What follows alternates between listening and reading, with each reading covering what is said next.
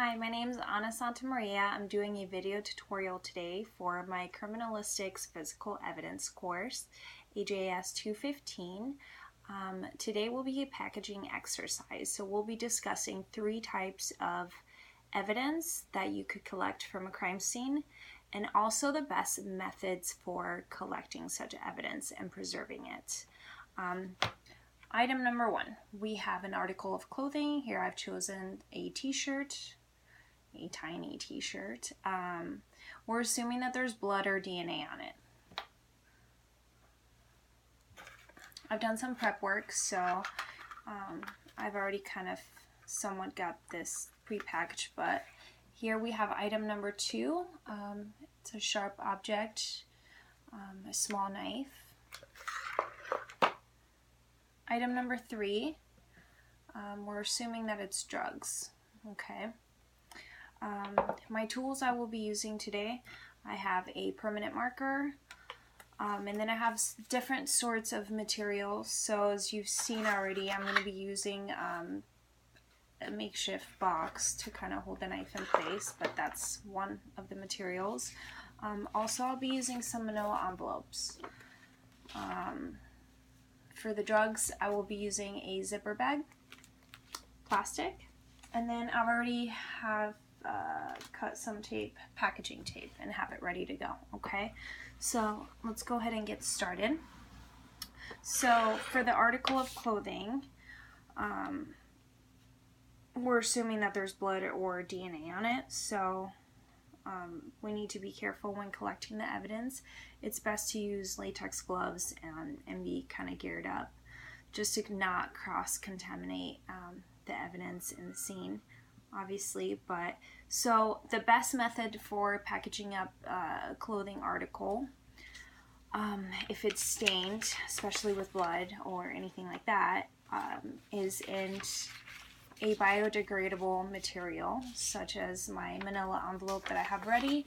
This is due to the fact that it's breathable, so it'll prevent mold from happening, which would ruin the sample.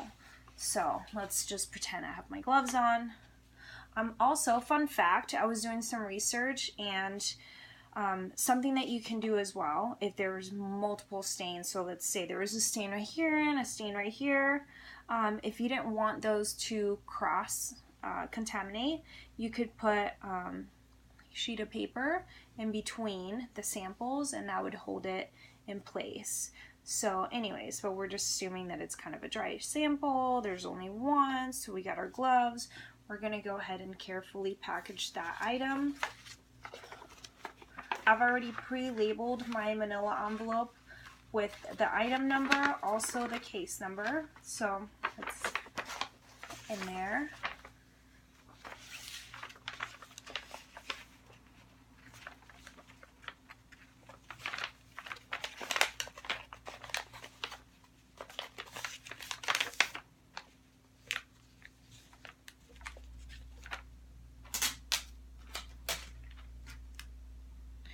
Going to make sure it's sealed really nice and tight all the way across, and all the way around. This is so nothing can escape, but also we'll be able to know if the envelope has been tampered with. So I want to make sure it's sealed, like I said, nice and tight. And then most important will be to go ahead and initial it across the tape, but then also onto the envelope with my initials and the date. And this is again to ensure that it hasn't been tampered with.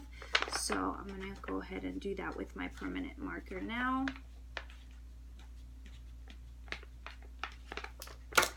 So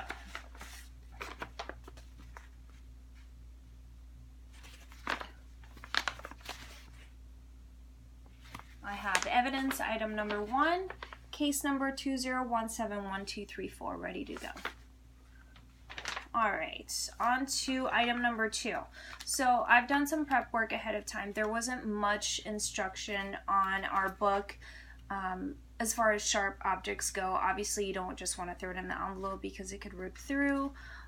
Also, to keep the blood from being tampered, let's assume that there's blood on this knife, to keep it as intact as possible.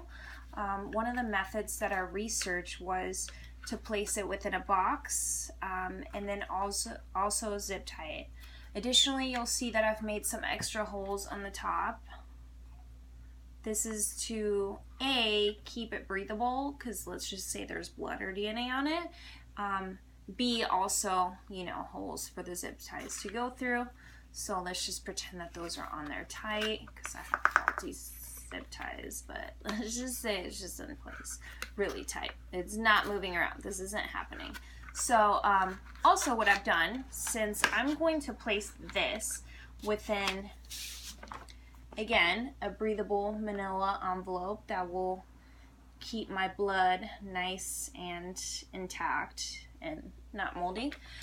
Since there's going to be a piece within a piece, if that makes sense, I've also labeled the box with the item number, evidence item number 2, and then also the case number, 2017123. So we're going to go ahead and place our very, low battery. We're going to place our very intact, as you can see, and secure knife inside the evidence bag. The envelope, which I wish was a little bit bigger.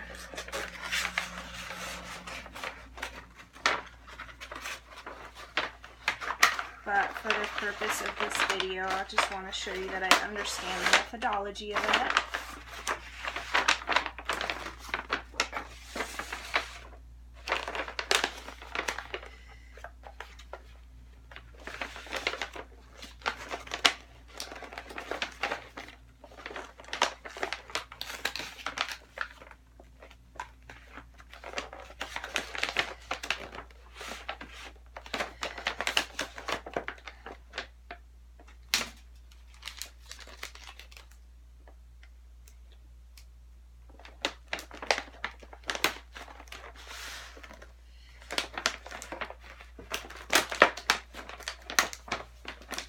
Ideally, you want to make sure that this is not bulging out like this and it's as tight as possible, but let's just say our envelope was a little bit bigger. Go ahead and seal it all the way around. Okay. Cool. Super nice and sealed. Nothing's getting out of there. Go ahead and initial it and date it. Again, half on the tape, half on the envelope, just to make sure that it hasn't been tampered with. And you'll be able to tell if the tape gets removed. ADS 621. Boom. Alright, and then on the other side, cool. Evidence item number 2, case ID 2017123. Ready to go. Last but not least, we have a zipper bag. We have our alleged drugs, which we'll be confiscating and putting in here.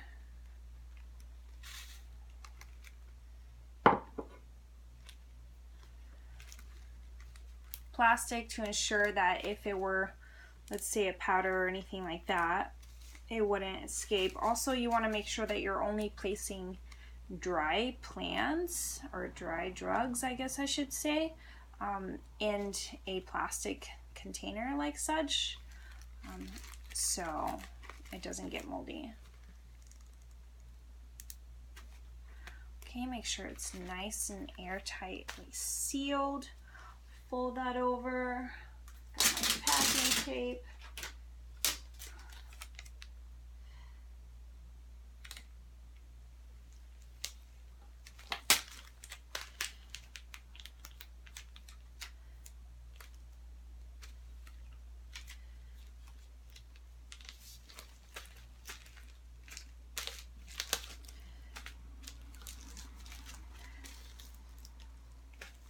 Go ahead and write my initials on the back, half on the tape, half on the container.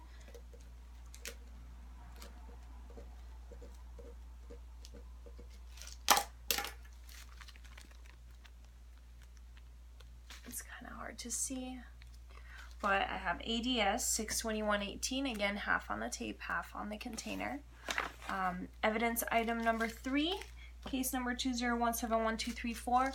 Additionally, if we wanted to, we could also place it in a manila envelope. Okay, but that should be good to go. All right, have a great day.